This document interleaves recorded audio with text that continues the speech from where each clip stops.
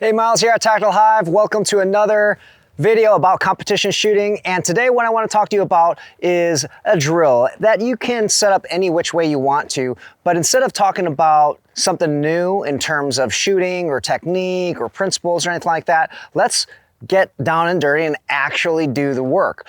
When you compete, you're going to notice that there are many different types of targets, and they're going to be in different arrays. That means different organizations are just kind of arranged differently, as well as the distance is going to be different. And if you're new to competition shooting, you may not necessarily practice that at a flat range. Maybe at an indoor range, you probably don't have that opportunity. But whenever you do, and if you do get to an outdoor range or an indoor range that allows you to change the depth of your targets, the width of your targets, then I really encourage you to take advantage of that, because that's what you're going to see in competition. So as you can see here in the back here, I have 3 paper targets. They're across the board here, just kind of randomly put here with different distances. I have a steel plate rack and some steel far back too.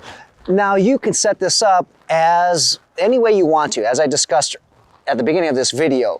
The idea here is you want a random arrangement, different targets, and you'll see that target right there is even upside down, because this can really affect you as well. Because, for example, if you're used to shooting a target upright, and this happened to me as well, if you're used to shooting a target upright, and all of a sudden you turn it down, you might realize that your groups are going to be in a different spot because you're used to the standard orientation of that target. So the purpose of this is to work on your throttle control, which for those of you who are not aware of, is you're changing the cadence, the tempo, or you might want to call it speed, rhythm of your shooting based on the difficulty of the target and the distance of the target, as well as your own capabilities, okay, your skill level. So if we look at this stuff here, those 2 targets, that target and this target, they're probably about 4 to 5 yards from me on my sides. And those would be relatively easy targets for most competition shooters. If you're beginning, maybe not, but if you've done competitions for a while, probably easy targets. So you're most likely going to engage those targets very fast because they're relatively easy. As you get into the middle ground, let's say those steel plates are about 9-10 yards away, or that target further, that paper target, that's probably about, I don't know, 14 yards away or so. So that is pushing the limit for some people in terms of they can't just blast the target anymore. They actually have to make sure that their sights are aligned on top of the target and then take the shot. Then further back, there's steel plates there, probably about over 20 yards for sure. So 20 to 25 yards, those 2 steel plates in the back. And that is even further. So what does that mean? You're going to have to slow it down. Or, you know, in sports shooting, a lot of people like to use slow, but you're going to have to see what you need to see. Meaning, don't take the shot until you have confirmed your sights are on target. Okay, and your trigger prepped, all that stuff when it comes to technique.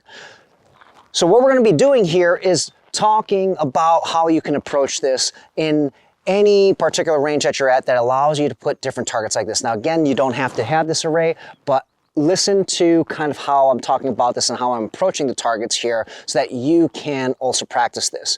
And so what we're going to do is we're going to start with some middle targets, okay? So either the steel plates there at 9-10 yards away and then move in close and then far, or I might go to that paper target, which is about 15 yards away, then come in close, then far. What you're going to notice is the difference in the sound, okay? You want to have fast shots up close, in the middle it'll be moderate, far, you're going to make sure you have your sights or your red dot on target, okay? So I'm gonna demonstrate this, then I'll talk it through, all right? All right, so the targets are set up here. What I'm going to do is I'm going to first focus on the middle array of targets, whether it's the plate or the paper. It's up to you how you arrange your targets. And then after that, I'm going to engage one of these near targets and then bring it all the way back to one of those steel plates. So it's going to be about 15 yards. I'll start with the paper first, 15 yards, up close, and then steel. Listen to the cadence here. I'm going to do this without a timer right now, and I'll just do it from high ready, just so you can listen to the tempo of the shots here. Then I'll talk more about this. So the buzzer would sound.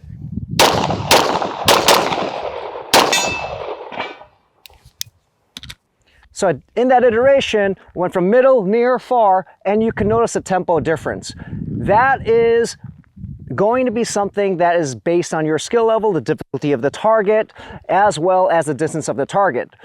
What you want to do here is work on all of your fundamentals. So we're not talking about the technique here, your grip, your stance, or anything like that. We are talking more about how you're transitioning and the cadence or the rhythm of your shots. That being said, you need to use this as an opportunity to practice on all the fundamentals though. Your transitions, leading with your eyes. We have a lot of other different videos about that. This is a drill that allows you to put it all together. And what you want to do is before you break the shots, even though, let's say for this target, I blasted the shots, I was very confident that it would nail the A zone. In competition, that's what we want to hit, the A zone. And I had to slow down my first target because that was about 15 yards. And I definitely had to really take my time and see what I needed to see on the far target. Now we're going to switch it up. We're going to do about the same thing, but I'm going to start with these steel plates. That adds a little bit of a variable. So those plates are about 9-10 yards. I'll do 2 on the outside, then transition to this close target. So this target's about this is probably about 5-6 yards actually. And then from there, far away. Okay, so I'm going to try to do this now. I actually don't have the buzzer here. I'll do this from the holster, and then we'll talk about it again. All right, here we go.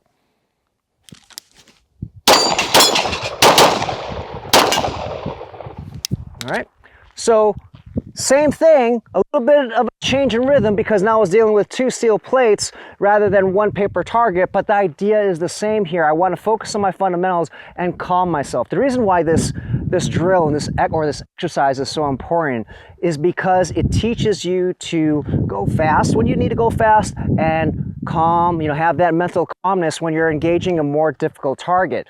That is something that not a lot of shooters are able to do, and that's something everyone, including myself, I'm still working on it, where you get riled up from shooting these close targets really quick that you forget to actually take your time and see what you need to see on the further targets. So there we did middle, near, far. You can mix it up. So you can do middle, far, near.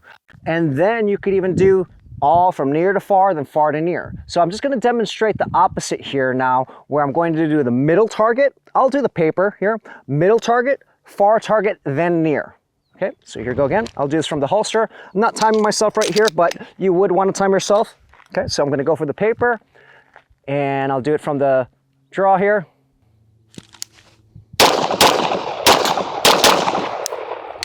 That one, I rushed it. I actually had a shot in the D zone, the stick, and this is a perfect example where I should have stopped. I saw my sights there, but I just took the shot anyway. I was getting reckless.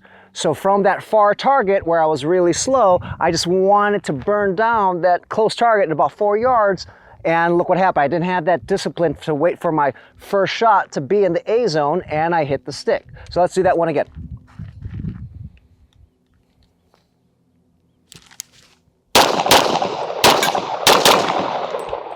Okay. So that was better. That was definitely in there. Even though these targets are closer and you should be going faster, you still want to have the discipline to see your sights where they need to be, then you can break the shot. So this can really mess with a lot of people if you're not used to changing your throttle control. So I highly recommend you implement this in your practice and your training so that you, when it comes down to the match time, you're able to adapt to the different target arrays that are out there. You can increase the difficulty by really making your targets small or really pushing them far, but this is the whole idea of simulating what you're going to see in a competition rather than shooting in a flat range, indoor range, just have paper targets that are always the same distance. So if you have the opportunity to do a drill like this or an exercise, absolutely add it to your regimen. This is going to help you. And the next step from here would be to add movement as well. So there's no shortage of different variations that you can add, but this is definitely going to help you improve. Hope you guys like this Sports Sunday video. If there is a particular topic that you want us to cover, please leave it in the comments below, or perhaps there's something that you want to work on, like certain drills or exercise that will help you in a particular area. Definitely let us know so that we can put it in the pipeline. See you guys in the next video.